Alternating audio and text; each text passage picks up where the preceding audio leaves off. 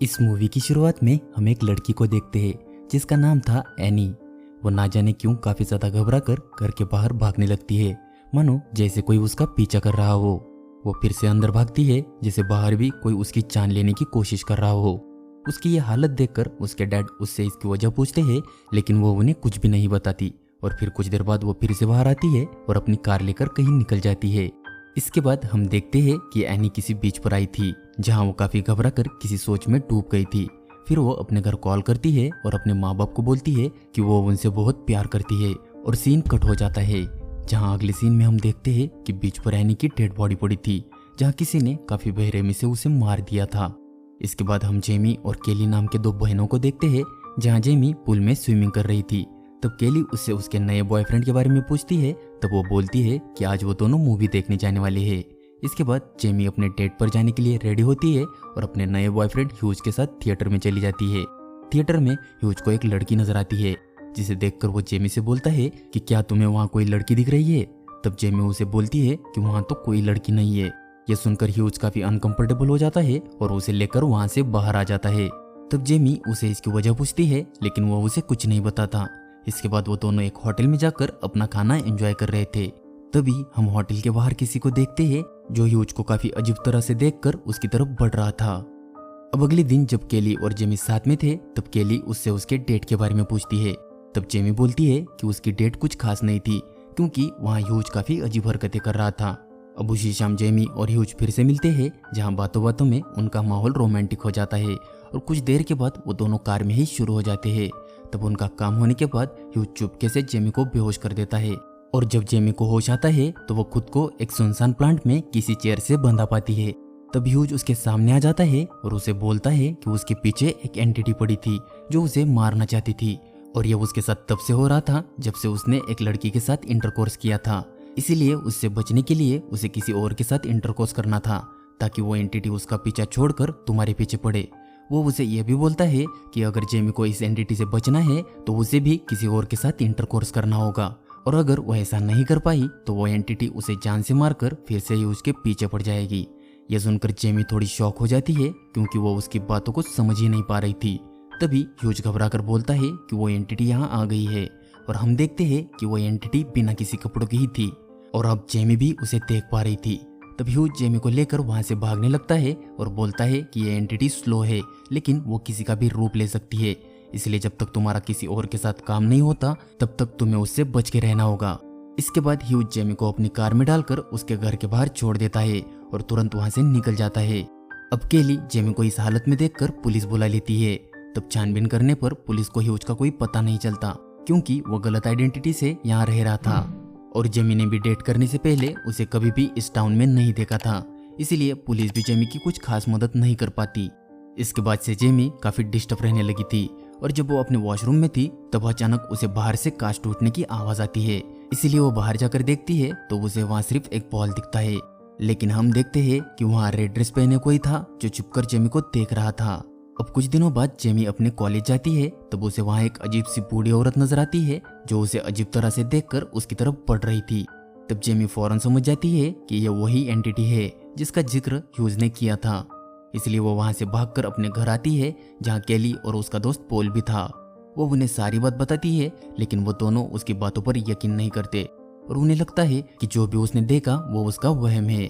लेकिन Paul Jamie की तसल्ली के लिए उसके साथ रुकने के लिए तैयार हो जाता है। लेकिन रात को जेमी को नींद नहीं आ रही थी, क्योंकि जो उसके साथ हो रहा था उसे लेकर वो काफी ज्यादा डिस्टर्ब थी। इसलिए वो पॉल के पास आकर बैठ जाती है। तब हमें पता चलता है कि ये दोनों बचपन के दोस्त थे और जेमी का फर्स्ट किस भी पॉल के साथ ही हुआ था। वहाँ उनकी बातें चली ही रही थी, तभी उन्हें वहाँ कुछ आवाज सुनाई देती है, जिससे जेमी घबरा जाती है। इसलिए पॉल देखने जाता है, लेकिन उसे वहाँ कोई नहीं दिखता। तब जेमी पानी लाने किचन में जाती है तो उसे वहाँ वही एंटिटी दिखती है जो पी करते हुए उसकी तरफ बढ़ रही थी। ये देखकर वो काफी ज्यादा घबरा कर चीखने लगती है और वहां से भागकर खुद को एक कमरे में बंद कर लेती है। उसकी चीख सुनकर केली और पॉल भी उस कमरे में आ जाते हैं। तब जेमी बोलती है कि घर में कोई है जो उसे मारना चाहता है, लेकिन पॉल और केली कहती है कि यहाँ कोई नहीं है, इसलिए तुम्हें डरने की कोई जरूरत नहीं। तभी जेमी को एक लंबा सा डरावना आदमी दिखता है जो कि वही एंटिटी थी जिसे सिर्फ वही देख पा रही थी। उसे देखकर जेमी वहां से भी भाग जाती है और एक प्लेग्राउंड में आ जाती है। अब जेमी समझ चुकी थी कि ह्यूज ने जो भी कुछ कहा था वो बिल्कुल सच है और ये उसका कोई वहम नहीं बल्कि वो एंटिटी सचमुच उसके पीछे पड़ चुकी है। कुछ देर बाद उसके सभी दोस्त वहां आ जाते हैं और साथ ही जेमी का पड़ोसी ग्रेग भी वहां आ जाता है, जो उनसे उनकी प्रॉब्लम पूछता है। तब जेमी उसे वो सब कुछ बताती है जो उसके साथ हो रहा था। तब ग्रेग बोलता है कि पूरी सच्चाई का पता लगाने के लिए उन्हें पहले ह्यूज को ढूंढना होगा। इसके बाद ये सभी लोग ग्रेग की कार में ही ह्यूज को ढूंढने निकल पड़ते हैं। वो लोग ह्यूज के एड्रेस पर जाते हैं लेकिन उसका घर खाली था। तब काफी देर तलाशी लेने पर उन्हें वहां एक तस्वीर मिलती है जिसे देखकर उन्हें ह्यूज के स्कूल के बारे में क्लू मिलता है और वो लोग उस क्लू की मदद से उसकी स्कूल का पता लगा लेते हैं और वहां पहुंचकर ह्यूज के बारे में सारी जानकारी निकाल लेते हैं। तब उन्हें पता चलता है कि ह्यूज का असली नाम जेफ है।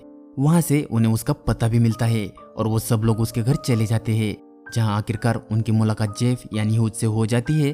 तब वो उन्हें बताता है कि वो एंटिटी तब तक पीछा नहीं छोड़ती जब तक वो आदमी किसी और के साथ इंटीमेट ना हो जाए। वो उन्हें ये भी बोलता है कि उसने जो भी कुछ किया था वो सिर्फ उसकी मजबूरी थी, क्योंकि वो एंटिटी किसी का भी रूप लेकर उसे मारने की कोशिश कर रही थी और अब अगर वो जेमी को मार देगी तो फिर से वो कर्ज उसके ऊपर चला जाएगा और दोबारा वो एंटिटी उसके पीछे पड़ जाएगी। ये सुनकर सभी लोग परेशान हो जाते हैं और वहां से निकलकर दूर किसी बीच पर आ जाते हैं ताकि उन्हें इस एंटिटी से बचने का कोई रास्ता निकालना था। यहाँ पर ग्रेग जेमी को बंदूक चलाना भी सिखाता है, लेकिन कुछ ही देर बाद यहाँ पर भी वो एंटिटी पहुंच जाती है। लेकिन उस एंटिटी को यहाँ जेमी के अलावा कोई और देख नहीं सकता था, इसलिए वो पीछे से आकर जेमी के बालों को पकड़ लेती है और ये देखकर उसके दोस्त उसे बचाने की कोशिश करते हैं, लेकिन वो एंटिटी उन्हें भी मारने लगती है। इसलिए वो सभी किसी तरह बोट हाउस में आ जाते हैं और तब जेमी गन निकालकर उस एंटिटी को मारने की कोशिश करती है, लेकिन उससे उस एंटिटी को कुछ फर्क नहीं पड़ता। इसीलिए जेमी दरवाजा लॉक करके अंदर आ जाती है, लेकिन तभी वो दरवाजा टूट जाता है। इसलिए ग्रेग जब चेक करता है तो उसे वहां कोई नहीं दिखता, लेकिन तभी जेमी को वहां एक काफी खतरनाक एंटिटी दिखती है। इसलिए जेमी काफी ज्यादा घबरा कर वहां से भागने लगती है और ग्रेग की कार लेकर वहां से अकेले ही निकलने की कोशिश करती है। तब जेमी के दोस्त उसे रोकने की काफी कोशिश करते हैं, लेकिन जेमी किसी की भी ना सुनकर कार को भगा रही थी। तभी उसकी कार का एक्सीडेंट हो जाता है और वो बेहोश हो जाती है। अब जब उसकी आंख खुलती है तो वो खुद को हॉस्पिटल में पाती है, जहां ग्रेग उसके साथ इंटरकोर्स करने के बारे में सोच रहा था, क्योंकि वो ये सब करके जेमी के मन का वहम निकालना चाहता था। इसलिए वो दोनों वहां इंटीमेट हो जाते हैं। अब इसके बाद कुछ दिनों तक जेमी को कोई एंटिटी नजर नहीं आती, इसलिए उसे लगता है कि एंटिटी ने उसका पीछा छोड़ दिया, लेकिन फिर भी वो हमेशा अलर्ट रहती थी। इधर कहीं जेमी के दोस्त ग्रेग से पूछते हैं कि क्या तुम्हें कोई एंटिटी दिखाई दी, जिस पर ग्रेग बोलता है कि अब तक तो नहीं। अब रात को जब जेमी खिड़की से बाहर देख रही थी तभी उसे ग्रेग नजर आता है, लेकिन वो समझ जाती है कि यह ग्रेग नहीं बल्कि वही एंटिटी है जो ग्रेग के घर की तरफ ही बढ़ रही थी। तब वो एंटिटी ग्रेग के घर का दरवाजा खोलने की कोशिश करती है, लेकिन वो दरवाजा नहीं खुलता।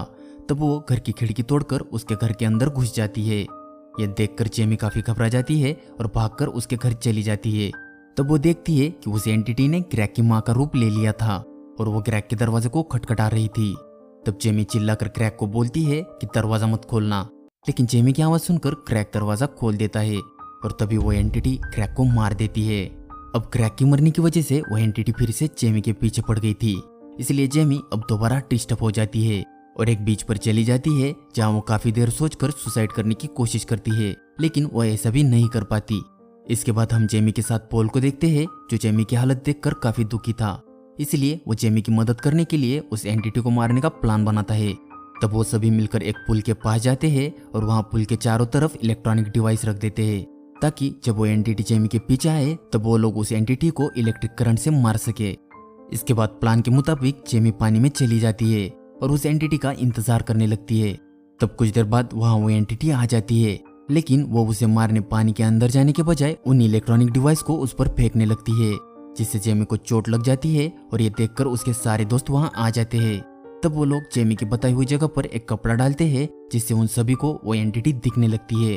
तब पॉल उसे शूट कर देता है, जिससे वो एंटिटी पानी में गिर जाती है, लेकिन अब वो जेमी के पैर को पकड़ लेती है।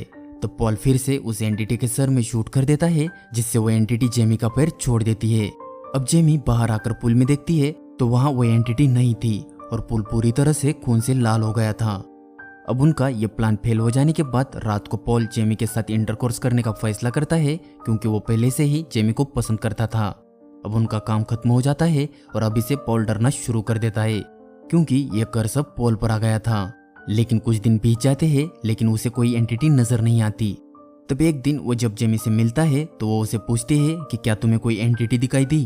तब पॉल बोलता है कि नहीं, शायद वो कर्स खत्म हो गया, क्योंकि जब पॉल ने उसे 2 बार हेडशॉट दिया था तब पॉल पूरा खून से रंग चुका था। और तभी हम देखते हैं कि वो एंटिटी उनके पीछे ही आ रही है और यहीं पर यह मूवी खत्म हो जाती है।